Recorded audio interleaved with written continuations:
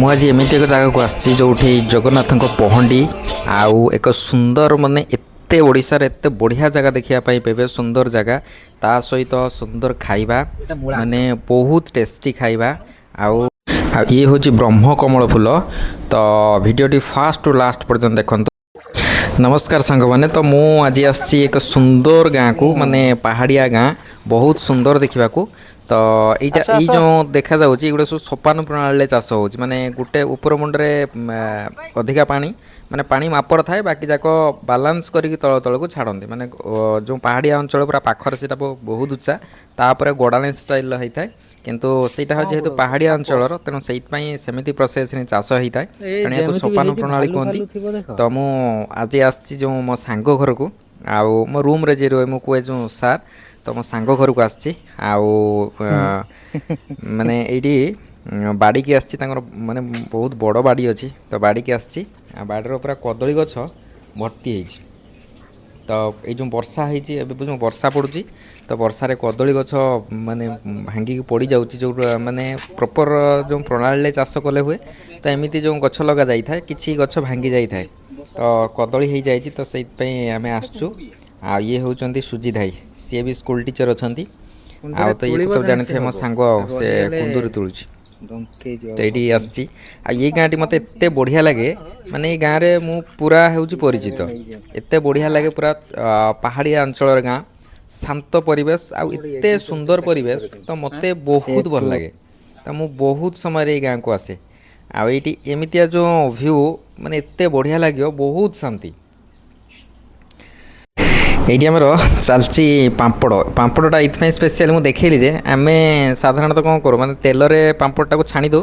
ତ ଏଇଠି ପାମ୍ପଡ଼ଟା ହେଉଛି ତାକୁ ପୁରା ମାନେ ତାୱାରେ ଭଜା ଯାଉଛି। ଆଉ ଏଇଟା ଏତେ ଟେଷ୍ଟ ଲାଗୁଛି, ମାନେ ଏଇ ଯେଉଁ ତେଲ ଦ୍ୱାରା ଯେଉଁ ଛଣାଯାଏ ତାଠୁ ଅଧିକା ଟେଷ୍ଟ ଲାଗୁଛି ଏଇଟା। ବାକି ଯେ ଏଇଟା ଗରମ ଖାଇବା ପାଇଁ ପଡ଼େ, ଆଉ ଗରମ ଗରମ ହେଲେ ବହୁତ ବଢ଼ିଆ ଲାଗେ। ମାନେ ମୁଁ କମ୍ପେୟାର କରିକି ଯଦି କହିବି, ଯେଉଁ ତେଲ ଯେଉଁ ଛଣାଯାଏ ଆଉ ଏଇ ଯେଉଁ ପାମ୍ପଡ଼ଟା ହେଉଛି ଭଜା ହେଉଛି ତାୱାରେ, ଏଇଟା ହେଉଛି ବହୁତ ବଢ଼ିଆ ଲାଗେ। ଆଉ ଭାଜୁଛନ୍ତି ତ ଆମର ଆଉ ଜଣେ ସାର୍ ଅଛନ୍ତି, ଆଉ ସୁଜିତ ସାର୍, ତ ସେଠି ସୁଜିତ ଭାଇ ଭାଜୁଛନ୍ତି, ମୁଁ ଏପଟର ଛିଡ଼ା ହେଇ ଖାଉଛି। କିନ୍ତୁ ମୁଁ କମ୍ପେୟାର କରି ଦେଖୁଛି ଯେ ତେଲଠୁ ଏଇଟାର ମାନେ ଭଜା ପାମ୍ପଡ଼ର ଅଧିକା ଟେଷ୍ଟ, ପୁରା ପ୍ରପର୍ ବଢ଼ିଆ ଲାଗୁଛି। କିନ୍ତୁ ଆଉ ଏଥିରେ କମ୍ ତ ମାନେ ତେଲ ତ ଟୋଟାଲ୍ ପଡ଼ିବନି, ଦେହ ପାଇଁ ବହୁତ ଉପକାରୀ। ଆଉ ଟେଷ୍ଟର କମ୍ପେୟାର କରିକି ଦେଖେଇବେ, ଏମିତି ମାନେ ଚାମଚ ସାହାଯ୍ୟରେ ତାକୁ ଟିକେ ଭଲସେ କମ୍ ଗ୍ୟାସ୍ ଦେଇକି ମାନେ ଲୋ ଫ୍ଲେମ୍ରେ ଭାଜିବେ, ବହୁତ ବଢ଼ିଆ ଲାଗେ। ତ ସେଇଥିପାଇଁ ଆମର ପାମ୍ପଡ଼ ପ୍ରିପାରେସନ୍ ଚାଲିଛି, କାହିଁକିନା ଖାଇସାରିକି ଆମେ ଯିବୁ ସେଇ ଯେଉଁ ପାହାଡ଼ ଅଞ୍ଚଳ ବୁଲିବା ପାଇଁ ଯିବୁ। ମାନେ ଏଇଠି ଲାଗିକି ପାହାଡ଼ ପାଖାପାଖି ଅଳ୍ପ ଦୂର, ମାନେ କହିବା ପାଇଁ ଗଲେ ପୁରା ଲାଗିକି ଅଛି। ତ ସେଇଆଡ଼କୁ ବୁଲିବା ପାଇଁ ଯିବୁ। ଆଉ ଏଠି ଭାତ, ଆଉ ଗୋଟେ ଯେଉଁ ଏଇଟାକୁ କୁହନ୍ତି କାଞ୍ଜି, ଆଉ ଭେଣ୍ଡିର ବେସର, ଆଉ ସାଲାଡ଼ ହେଇଛି, ଯେଉଁ ଏବେ ମୂଳା ହେଇଛି, ବାଡ଼ିରେ ମୂଳା ହେଇଛି, ମୂଳା ଦ୍ୱାରା ଯେଉଁ ସାଲାଡ଼ ହୁଏ ସେଇଟା ହେଇଛି। ଆଉ ସ୍ପେଶିଆଲି ହେଇଛି ଆମର ଯେଉଁ ଗୋଟେ କଖାରୁ କୁହନ୍ତି, ତ ସେଇଟାକୁ ଗୋଟେ ତରକାରୀ କରାଯାଇଛି। ମାନେ ଏପଟ ତରକାରୀ ବହୁତ ବଢ଼ିଆ ଲାଗେ, ଏପଟ ୟୁନିକ୍ ଟିକେ ତରକାରୀ, ବାକି ତ ବହୁତ ବଢ଼ିଆ ଲାଗେ, ଟେଷ୍ଟ ଲାଗେ ମୋତେ। ତ ମୁଁ ଏ ଗାଁ ସହିତ ମାନେ ଏ ଗାଁକୁ ମୋ ସାଙ୍ଗ ଘରକୁ ବହୁତ ଟାଇମ୍ରେ ମୁଁ ଆସେ।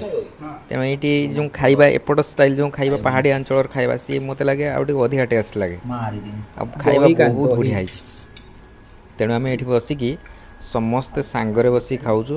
ସୁଜିତ ଭାଇ, ମୋ ଯେ ସାଙ୍ଗ, ସମସ୍ତେ ଖାଉଛୁ। ଏଇ ଯେଉଁ ଖାଇବାଟା ଫାଷ୍ଟ ବାଇଟ୍ଟା ଭାଇ ଏତେ ମାନେ ବଢ଼ିଆ ଲାଗୁଛି। ଟିକେ ଟିକେ ବର୍ଷା ହିଁ ପକାଉଛି, ଆଉ ଖାଇବା ପୁରା କ୍ୱାଲିଟି ଖାଇବା। ଯେହେତୁ ଆଜି ବାହୁଡ଼ା ଅଛି, ତେଣୁ ପୁରା ସବୁଯାକ ସାଦା, ଆଉ ଏତେ ବଢ଼ିଆ ହେଇଛି, ପୁରା ଅଥେଣ୍ଟିକ୍ ଖାଇବା। ଗାଁର ଯେଉଁ ଖାଇବା, ପୁରା ପୁରୁଣା କାଳିଆ ଷ୍ଟାଇଲ୍ର। ଆମର ଯିଏ ଖୁଡ଼ି ଅଛନ୍ତି ତାଙ୍କୁ ବନେଇବା ପାଇଁ କହିଥିଲି, ତ ସେ ବନେଇଛନ୍ତି କାଞ୍ଜି। ଆଉ କାଞ୍ଜିଟା ପୁରା ସ୍ପେଶିଆଲି ମାନେ 10ରୁ 10, ତାକୁ କେହି କାଟି ପାରିବେନି। ଆଉ ମୋତେ ଲାଗୁଛି ଏପଟର ଯେଉଁ ଗୋଟେ ଗୋଟେ ଥାଏନି, ଗୋଟେ ଗୋଟେ ପରିବେଶ ଅନୁଯାୟୀ ତରକାରୀ ଟେଷ୍ଟ ହୁଏ, ମୋତେ ଲାଗେ ସେୟା। କାହିଁକିନା ଏପଟ ଯେଉଁ ଖାଇବା ମୋତେ ବହୁତ ବଢ଼ିଆ ଲାଗେ। ଏଇଟାକୁ ନେଇକି, ଏଇ ଯେଉଁ ଖାଇବାକୁ ନେଇକି ମୁଁ ଯଦି ଅଲଗା ନିଜେ ବି ବନେଇବି, ମୋତେ ଏତେ ଟେଷ୍ଟ ଲାଗେନି। କିନ୍ତୁ ପରିବେଶ ନେଇକି ବି ବହୁତ ଜାଗାରେ ଟେଷ୍ଟ ହୁଏ। ତ ଆମେ ସମସ୍ତେ ପୁରା କଥାବାର୍ତ୍ତା ହେଇ ଖାଉଛୁ, ଆଉ ପୁରା ସମସ୍ତେ ଖୁସି। ତ ଏଇଗୁରା ଆଜି ବାହୁଡ଼ା ଅଛି, ତ ବାହୁଡ଼ା ମୁଁ ଦେଖେଇବି, ଯିବି। ଏଇଠି ହୁଏ ଯେଉଁ ଜଗନ୍ନାଥଙ୍କ ବାହୁଡ଼ା ଯାତ୍ରା ହେଉଛି, ଯିବି। ତ ଖାଇବା ସାରିଲା ପରେ ଫାଷ୍ଟ ଯିବା ଆମେ ହେଉଛି ପାହାଡ଼କୁ ବୁଲିବା ପାଇଁ। ଦେନ୍ ସେକେଣ୍ଡରେ ଆମେ ବାହୁଡ଼ା ଯାତ୍ରା ଦେଖିକି ତାପରେ ଯିବୁ ରୁମ୍କୁ। ତାପରେ ଏବେ ଦେଖନ୍ତୁ ଏବେ ଆମେ ମାନେ ଏଣ୍ଟ୍ରି କରୁଛୁ, ମାନେ ଗୋଟେ ପାହାଡ଼ ଲାଗିକି ଅଛି। ତ ସେ ପାହାଡ଼ଟାକୁ ନ ଯାଇକି ତା ସାଇଡ଼୍ରେ ଆଉ ଗୋଟେ ପାହାଡ଼ ଅଛି, ଏମିତି ରାସ୍ତା ଅଛି ଯାଉଛୁ। ଆଉ ଏଇଠି ଏତେ ବଢ଼ିଆ ମାନେ ଭ୍ୟୁ, ମାନେ ଯଦି ବି କେଉଁଠି ଯଦି ମନ କଷ୍ଟରେ ବି ଥିବେ ଏଇ ଜାଗା ଦେଖିବେ ଆପଣ, ମୁଁ 100% କହୁଛି ଆପଣଙ୍କୁ ଖୁସି ଲାଗିବ। ମୋତେ ତ ଭାଇ ମାନେ ସବୁଠୁ ବଢ଼ିଆ ଲାଗେ ଏଇ ଗାଁଟା, ମାନେ ବହୁତ ମୋର ପ୍ରିୟ ଏଇ ଗାଁ। ମୁଁ ବହୁତ ଟାଇମ୍ରେ ଆଗରୁ ବି ଆସିଛି, ଆଉ ଏ ଗାଁକୁ ଆସିଲେ ମୁଁ ପୁରା ସେଇଦିନ ପୁରା ବହୁତ ଖୁସି ହେଇଯାଏ। ତ ଷ୍ଟାର୍ଟିଂରେ ଏବେ ଏଣ୍ଟ୍ରି ଯେଉଁ ବର୍ଷା ପକାଉଛି, ପୁରା ଗଛପତ୍ର ଏତେ ସବୁଜ, ମାନେ ଟିକେ ଟିକେ ଡର ବି ଲାଗୁଛି। ଆମେ 2 ଜଣ ଚାଲୁଛୁ, ଆଉ କେହି ବାଟରେ କେହି ନାହାନ୍ତି। ପୁରା ଆମେ 2 ଜଣ, ଟିକେ ଟିକେ ବର୍ଷା ପକାଉଛି ଚାଲିଛୁ। ଆଉ ଏତେ ଭ୍ୟୁ ଦେଖନ୍ତୁ, ଏତେ ବଢ଼ିଆ ଲାଗୁଛି। ମାନେ ମୋତେ ତ ସ୍ପେସିଆଲି ମୁଁ ୟାକୁ ମାନେ ଏକ୍ସପ୍ଲେନ୍ କରିପାରୁନି, ଏତେ ଖୁସି ଲାଗୁଛି। ତ ଏଇଠି ଗୋଟେ ଡ୍ୟାମ୍ ଅଛି, ମାନେ କିଛି ବାଟ ଆସିଲା ପରେ ଡ୍ୟାମ୍। ତ ଆମେ ସ୍ପେସିଆଲି ସେ ଡ୍ୟାମ୍କୁ ଆସିଛୁ। ଏଇଟାକୁ କୁହାଯାଏ ସିନ୍ଧୁଆ ଡ୍ୟାମ୍, ବା ତା'ର ଆଉ ଗୋଟେ ନାଁ ଅଛି ହାତୀଗୁଳିଆ ଡ୍ୟାମ୍। ମାନେ ଏଇଠି ବହୁତ ହାତୀ ଆସନ୍ତି। ଏଇଠି ଗୋଟେ ଡ୍ୟାମ୍ ଅଛି। ଆଉ ଏପଟ ଯେଉଁ ଆମର ଲେଫ୍ଟ ସାଇଡ଼୍ର ଏଇ ପାହାଡ଼ଟା, ତ ଏଇ ପାହାଡ଼ ନାଁ ହେଉଛି ଦେବଗିରି ପାହାଡ଼। ତ ଦେବଗିରି ପାହାଡ଼ ଆଉ ଏପଟ ସାଇଡ଼୍ର ପାହାଡ଼ ଯାଇକି ଲାଗିଛି ହେଉଛି ଗୋଟେ ଜାଗାର, ସେଇଠି ହିଁ ପ୍ରପର୍ ସିନ୍ଧୁଆ ଡ୍ୟାମ୍ ହିଁ ହେଇଛି। ଆଉ ୟାକୁ ହାତୀଗୁଳିଆ ଡ୍ୟାମ୍, ମାନେ ବହୁତ ହାତୀ ଆସନ୍ତି ଏଇଠି। ଯେହେତୁ ଏଇଠି ଆମେ ଲୋକାଲିଟି, ମାନେ ଘର ଏଇଠି ପାଖାପାଖି, ତ ସେଇଥିପାଇଁ ଆମକୁ ଏତେ ଡର ଲାଗୁନି।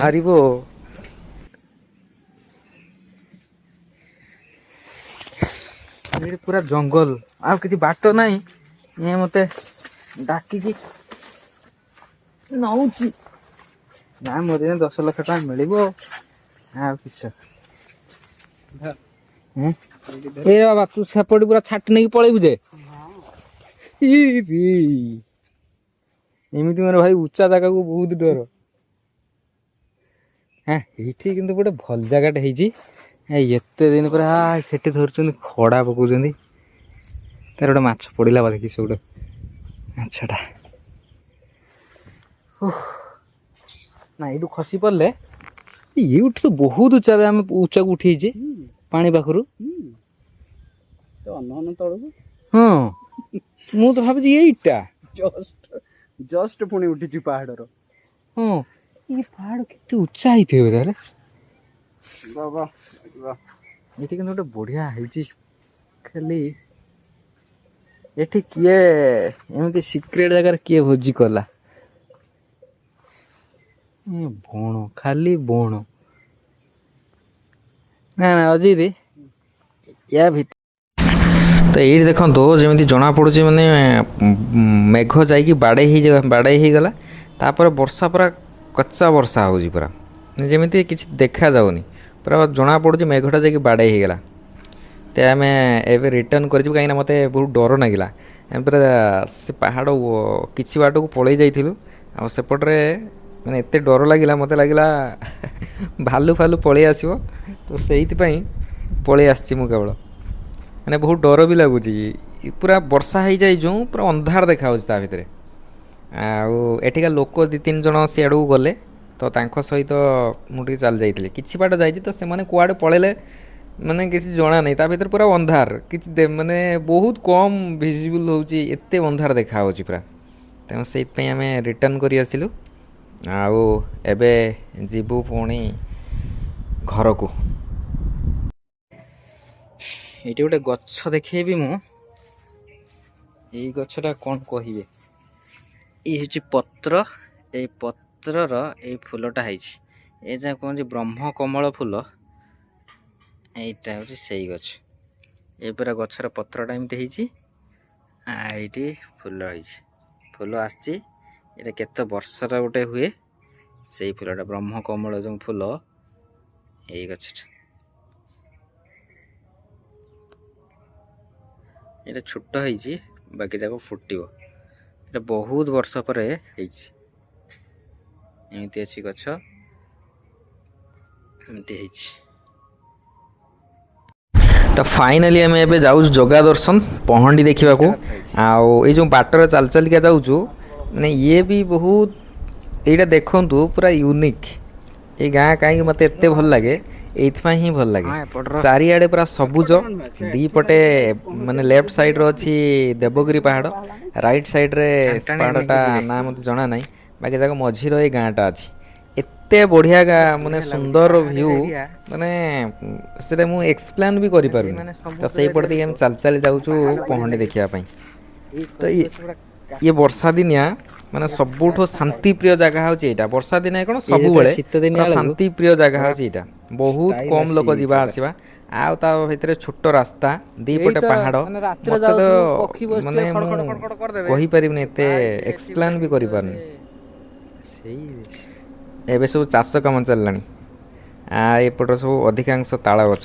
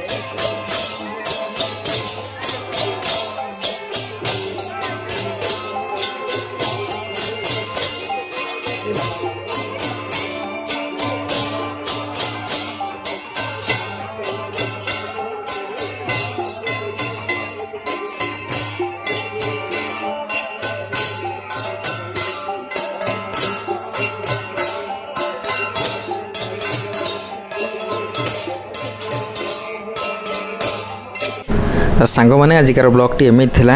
ତ ମାନେ ମୋତେ ତ ଆଜି ଯେହେତୁ ସ୍ପେଶିଆଲି ବାହୁଡ଼ା ଥିଲା, ପହଣ୍ଡି ଦେଖି ଆଉ ଏତେ ସୁନ୍ଦର ଭ୍ୟୁ, ତ ମୋତେ ବହୁତ ଭଲ ଲାଗିଲା। ତ ଆପଣଙ୍କୁ ଯଦି এই ଭିଡ଼ିଓଟି ଭଲ ଲାଗିଥାଏ, ଲାଇକ୍, ସେୟାର, ସବସ୍କ୍ରାଇବ୍, କମେଣ୍ଟ କରିକି ଜଣାଇବେ। ଆଉ ସମସ୍ତେ ଭଲ ରୁହନ୍ତୁ। ଜୟ ଜଗନ୍ନାଥ।